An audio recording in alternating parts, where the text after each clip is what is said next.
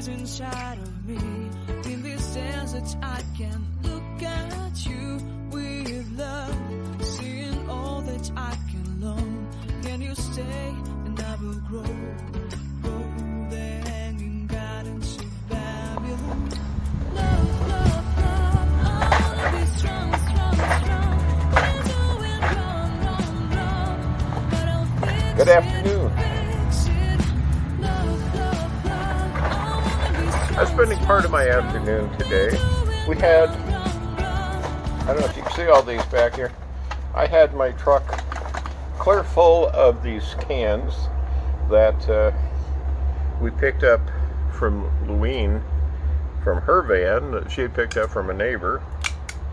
But anyway, these cans are all crushed, so that means we get a lot more in a bag. But what they didn't do was save all of the pop-top things off of them, which we donate to the Ronald McDonald House. So I'm going through at least some of these bags and pulling the tops off of them.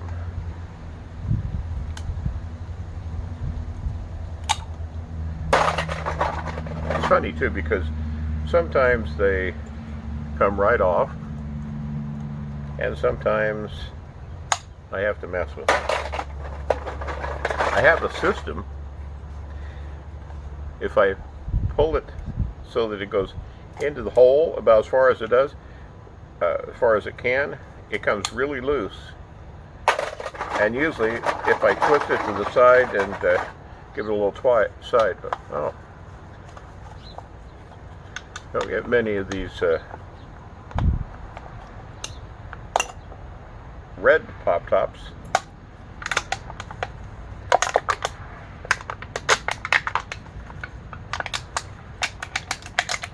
This one wasn't crushed either. See there? Most of them are crushed like this. Oh. That's what I say. Sometimes they come off very easily.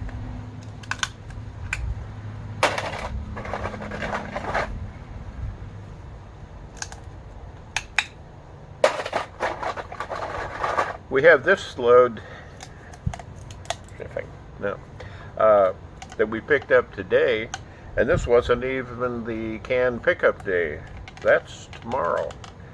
So that's why they're all sitting back here behind me, is because I don't know how many we're going to get tomorrow, and I don't want to fill my truck up. Or I'm afraid it'll fill my truck up. That's not right. I'm hoping it'll fill my truck up. If we have to make 2 trips to Marble Falls to where we can sell the aluminum, that's fine. I'll do that. It's good for our truck to get out and roam around for a while. You think this quarantine only affects humans? Nope, it affects your truck too, or your vehicle, because they kind of need to be driven every once in a while, or things like the batteries start being drained just from not being used. And if they sit for a real long time, a lot of times your brakes will kind of rust up. And then they'll squeak for a while until you get the rust worn off of them.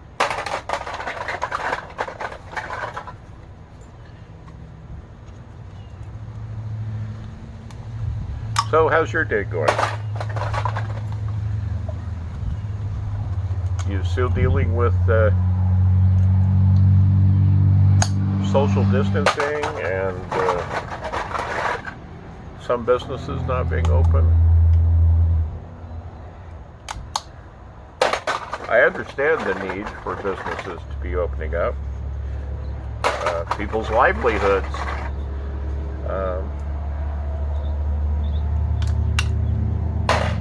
I'm just not sure. I happen to be in that at-risk age group and health group, and So I don't think I'm ready to do a whole lot of venturing forth. Now, having said that, tomorrow's Sunday, and our church has been broadcasting basically through Facebook.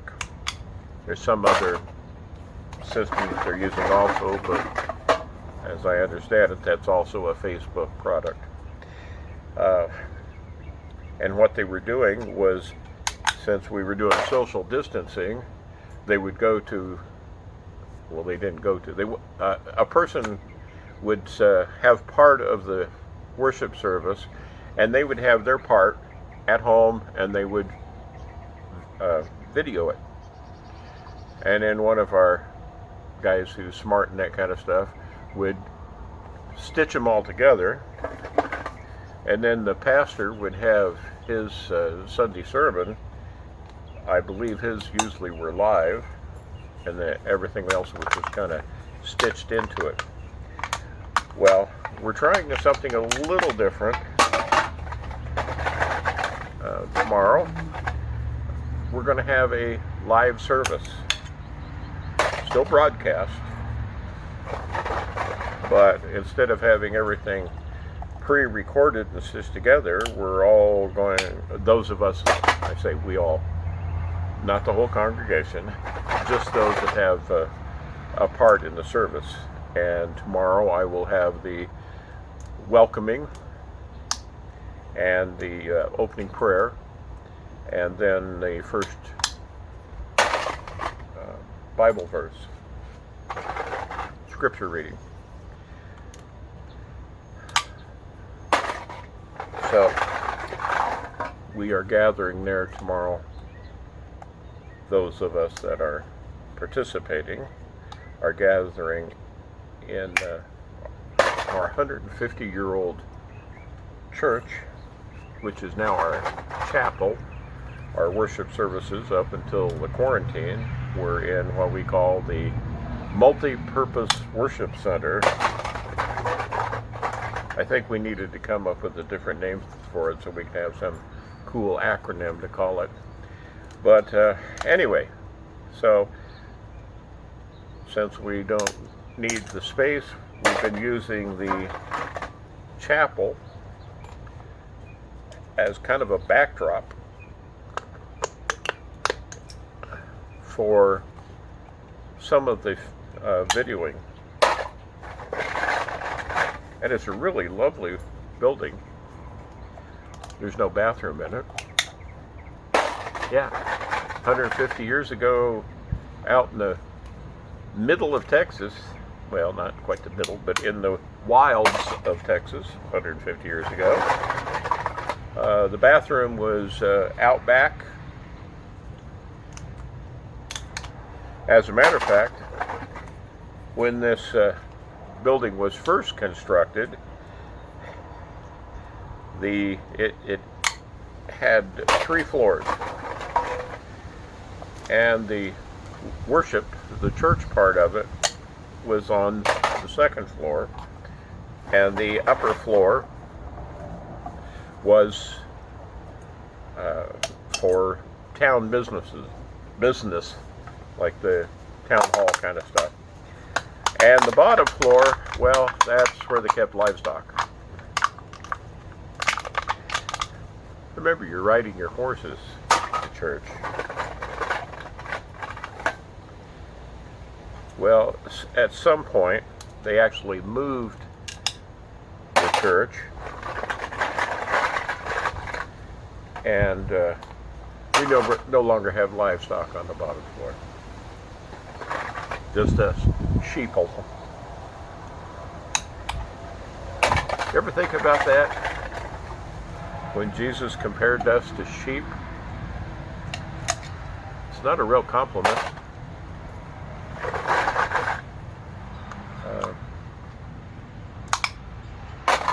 Sheep, I guess, are as smart as any other farmyard critter, like cows and pigs.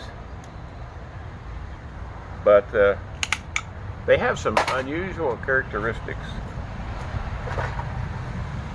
Did you know that if you turn a sheep on its back, chances are it won't be able to get upright again on its own?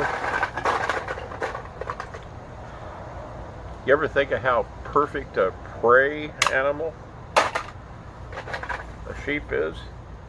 It really has no defensive weapons. No fangs, no horns, no sharp claws. Its only real protection is, number one, to run, and they're not all that fast. Their biggest one is they group together, and when they're attacked, they all get in a bunch and they face their attacker.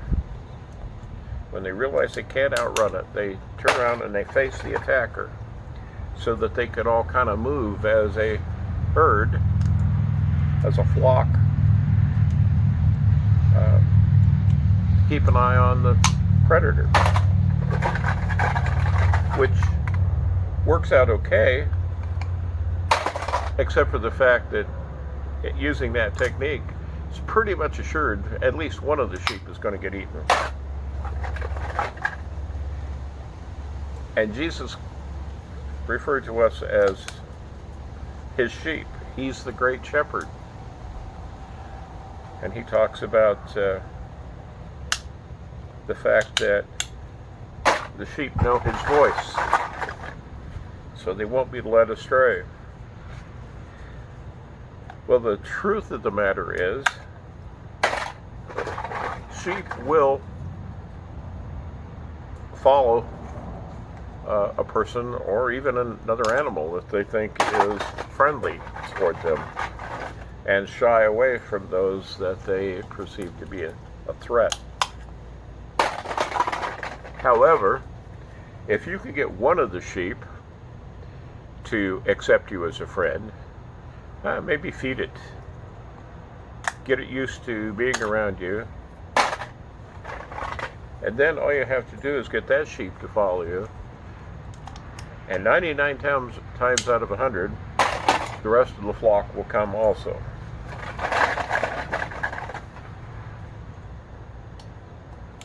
But Jesus said we're the sheep of his pasture. Actually, he even said that there was another pasture that we didn't know about, another flock of sheep that he didn't know about. I've always wondered about that.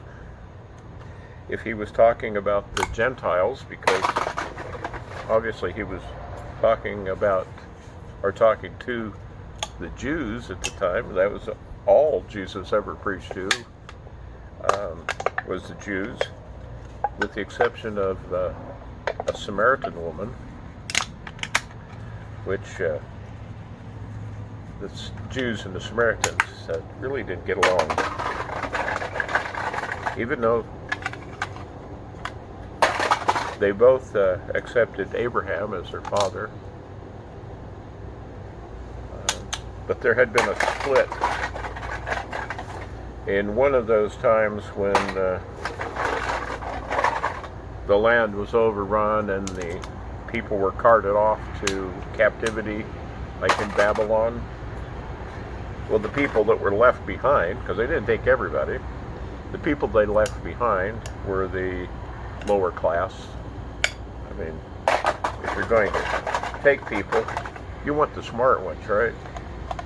You want the ones that can be a benefit to you in your kingdom. So the ones who were left behind were the lower class people. And even though they were Jews, they intermarried with non-Jews. So, when the exile was over and the, quote, true Jews came back,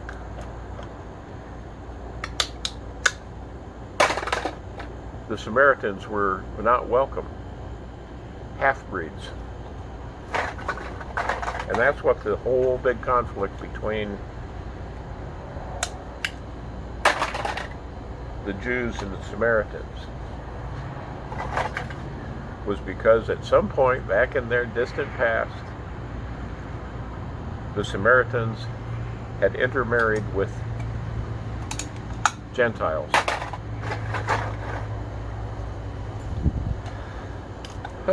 And so, actually, and then the Samaritans had to set up their own temple, other than on the Temple Mount, which the Jews claim, of course, is the only true temple, the only true place where God speaks to humans. Okay, so Jesus was talking to Jews, and he was talking about them being sheep.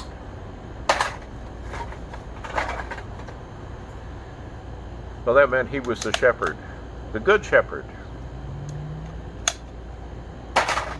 If you thought he wasn't doing us any favors calling us sheep, he wasn't doing himself any favors calling himself a shepherd. No, shepherds were pretty low on the social totem pole. They were rough folks, used to being away from civilization, out in the wilds, if you would. Now, I grew up in Iowa, and it's an agricultural state. It's a lot of other things too, but let's face it, when you say Iowa, people think agriculture. Probably, if they know Iowa, they think corn. If they don't know Iowa, they think potatoes, but that's Idaho. One of those other I states. No, I'd venture to say that almost all of the farmable land is in corn or soybeans. But there's plenty of other livestock too. There are dairy farms and beef farms, hogs. Yeah. Drive around through the country and you'll smell the hogs. Whew! And that's money, my friend. Yeah, Iowa's number 2 producer of hogs in the nation. And chickens too. We do a vast amount of chickens. Now anymore, of course, there's a lot of those big corporate farms where poor chickens are caged, but I'm not going to go into that. But the point of my story is I really don't know anything about sheep.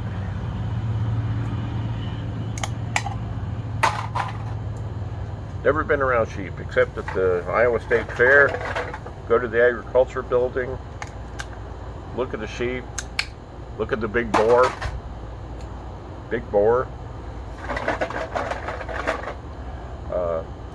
Watch the horsemanship shows.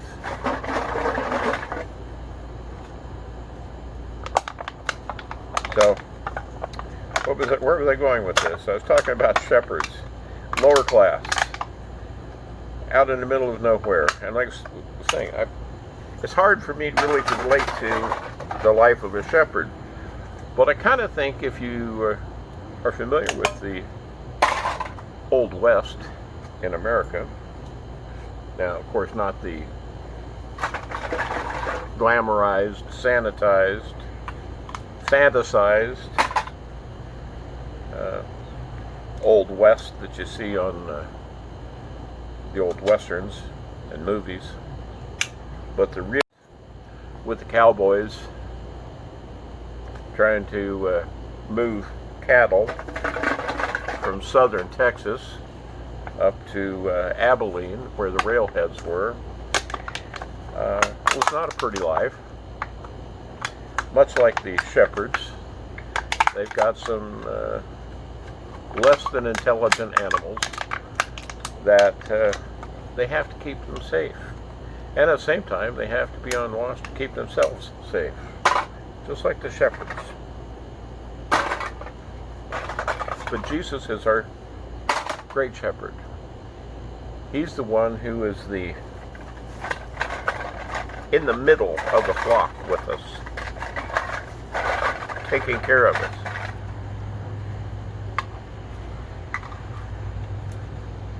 Well, that's enough of the study for that. You getting somewhere? You see all these? Well, it doesn't look like I'm getting somewhere when you look at all of these. Anyway, that's how my day's going. That's how I'm working with the self-isolated. We will be getting out because I will be taking all of these cans over to Marble Falls. If you're not in Texas and you're watching this, and you have to be one of those states that has redemption on cans, where you pay so much at the checkout when you buy the things, and then when you return the empty cans you get some money back. Texas isn't that way. There is no deposit, no return. So these cans have no bounty on them. All they're good for is the aluminum, and that's what we'll be going over to Marble Falls, because there's a metal reclamation point over there where we will take these and sell them for 25 cents a pound. At least that's what they were last week when we took a load of cans over there for that. Last week we did not get to go through all of the bags. That's not exactly true. We could have gone through all the bags, but we'd spent about 3 hours out pulling tabs off and crushing them. Thank God these are already crushed, so we don't have to go through all that, because we did not have a can crusher. We do now. So we were crushing them all by hand. You saw how I crushed a couple of them that I pulled out of here. They weren't crushed. So you can do a pretty fair job of doing it that way, but you do it for several hours, and if it's not something you do for your livelihood, you kind of start thinking, I don't think I want to do this anymore.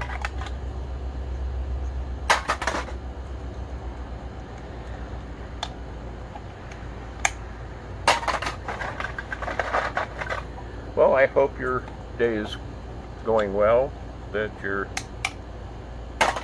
week is going well, that your month has gone well, that the last couple of months have gone well. Hope you're staying safe, wearing your mask when you go out. Don't go out unless you absolutely have to go out.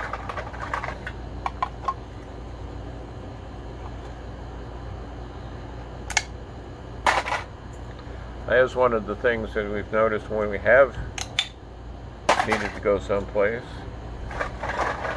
About a month ago, I needed some lumber.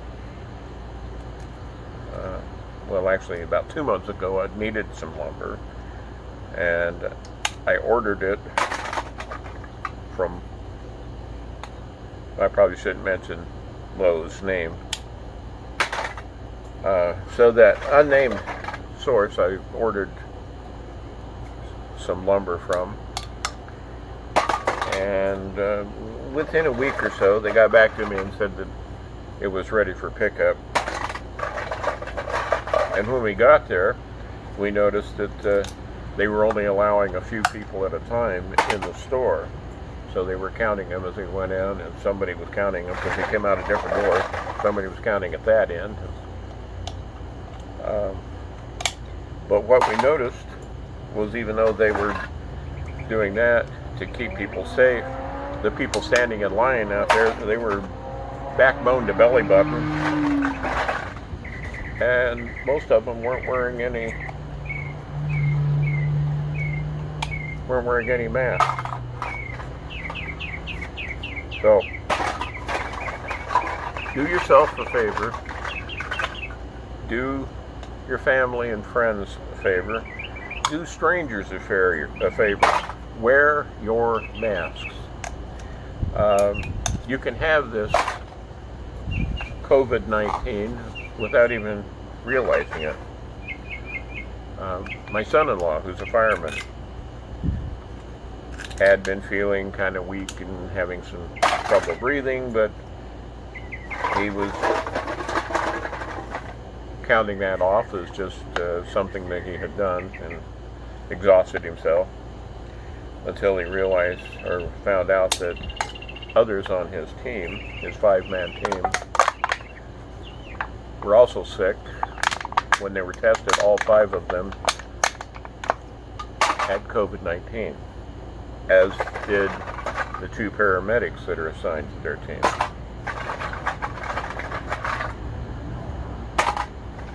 Now, at least he did not have a bad case of it. As I said, it was fatigue and shortness of breath. And by now, I think his 14 days of isolation should be coming to an end. So they retest to make sure that it's over with. Of course, I was concerned about my daughter, but he said that none of the spouses of the firemen had any symptoms. Oh, hi Ella. You're gonna come join me and tear the tops off some cans? I didn't realize that's what you were doing. Yeah, I was doing this. Hit that little red button on my phone over there too. We'll stop the video. I'm just kind of rambling at this point.